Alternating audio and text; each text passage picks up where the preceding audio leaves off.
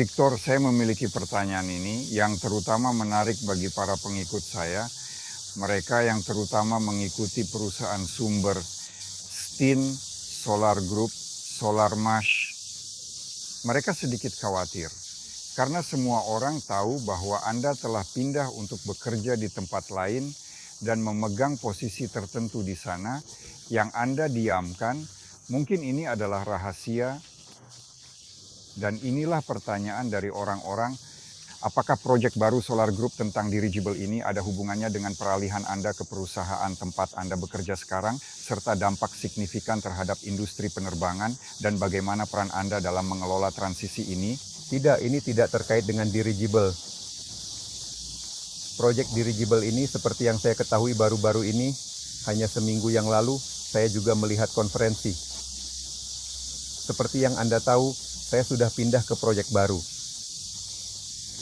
Lebih tepatnya, saya tidak pindah ke proyek baru. Saya terlibat dalam proyek baru ini karena di AHI, kami tidak hanya menguji mobil ini tanpa alasan. Produksi motor tetap berlangsung di sini, ASPP AHI.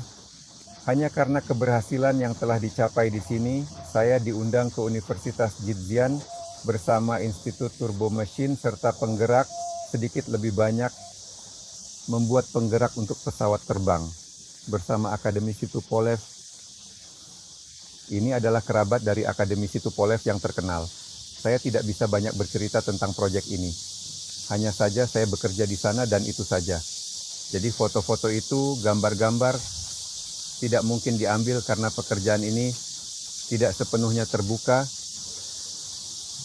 Cukup satu hal bahwa saya bekerja dengan seseorang yang telah terlibat dalam penerbangan sejak lahir dan dalam beberapa generasi.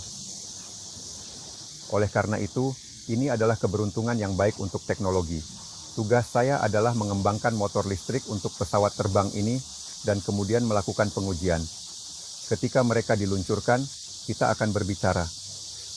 Saat ini, pekerjaan sedang dilakukan untuk persiapan. Kami menguji coba pesawat terbang ini dengan sangat hati-hati dan teliti desainnya sendiri. Pekerjaan dilakukan dengan berbagai macam bidang desain, teknisi, baterai, serta pengendalian. Tapi yang dibicarakan adalah hibrida. Artinya, ini bukan sepenuhnya listrik karena semua yang ada saat ini untuk pesawat terbang listrik hanya mampu bertahan maksimum 40-45 menit. Pembatasan baterai, jika kamu memasang baterai lebih besar, alatnya lebih berat, motornya lebih besar, konsumsi tinggi, dan semua ini adalah siklus tertutup. Tugas kami sekarang adalah membuat penggerak yang benar-benar hibrida. Honda, ini adalah jenis kendaraan listrik yang sama sekali berbeda. Masa depan tidak seperti yang kita ketahui, China sangat giat bekerja di bidang ini. Pemerintah memberikan perhatian besar dan dana yang signifikan untuk proyek-proyek semacam itu.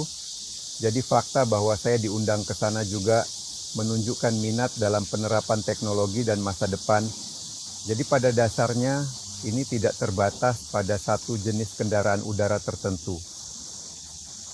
Tetapi pada pengembangan motor dan kemudian pemesanan untuk motor baru karena setiap kendaraan atau pesawat terbang memerlukan motor yang berbeda. Apa yang kita lihat sekarang ini di Solarmash untuk Motilka adalah motor yang sebelumnya merupakan kolobok dengan ukuran 318. Maksimal yang dapat dikembangkan adalah 60 kW, tetapi itu dalam daya mekanis. Apa yang kami terapkan sekarang di Cina adalah 60 kW daya yang dikonsumsi. Perbedaannya sangat besar. Daya yang dikonsumsi dari baterai bersama dengan seluruh sistem dan daya yang dikembangkan di poros. Artinya kami berharap untuk mendapatkan 200 kg daya angkat. Untuk Motilka, dengan satu motor. Saat ini sedang dilakukan pemilihan pengontrol yang baik. Ia harus memiliki tegangan yang lebih tinggi. Pada dasarnya ini adalah tegangan tinggi. Dibandingkan dengan 80 volt, kita perlu beralih ke sekitar 140 volt.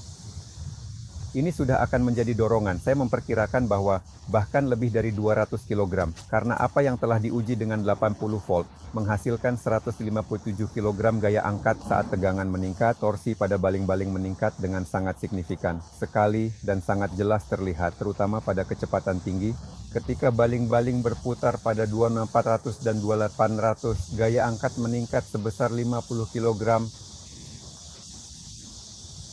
Dari 0 hingga 2400 ia mengembangkan 150, dan dari 2400 hingga 2800 ia mengembangkan 200 kilaf. Ini adalah perbedaan besar. Ketika kita meningkatkan tegangan hingga 140, maka motil akan bergetar dengan baik. Oleh karena itu, kami sedang bekerja di arah ini. Namun tujuan dari Motilka, motor yang saat ini digunakan pada drone, adalah untuk menarik pelanggan untuk memesan mesin yang lebih kuat. Karena saat ini kami menggunakan 8 mesin, banyak. Kami sebenarnya ingin menggunakan 4 motor untuk pesawat terbang. Begitulah singkatnya yang bisa saya katakan tentang proyek tersebut.